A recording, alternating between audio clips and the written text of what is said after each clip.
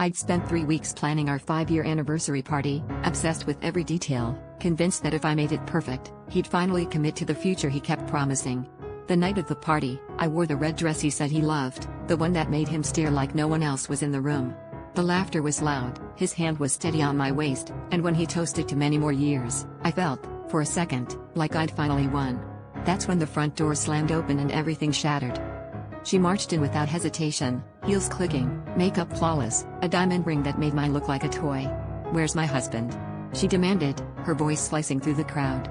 The room fell silent. I looked at him, waiting for him to laugh, to call her crazy, but his face turned gray. Suddenly, everyone was staring at me like I was the punchline to a joke I didn't get. My stomach dropped as she threw a stack of wedding photos on the table, each one more damning than the last. He didn't deny a thing. I was the other woman. Every late-night meeting, every secret trip, every excuse about work, he'd been splitting his life between us for years.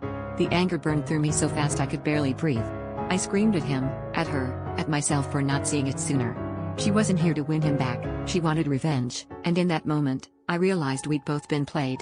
The guests filtered out, whispering, while he stammered apologies to both of us that sounded like static. After she left, I sat alone in the wreckage of my perfect party, lipstick smeared and eyes burning. The worst part wasn't his betrayal, it was the gutting realization that I'd built my life on a lie I desperately wanted to believe. I could have hated her, but all I felt was hollow.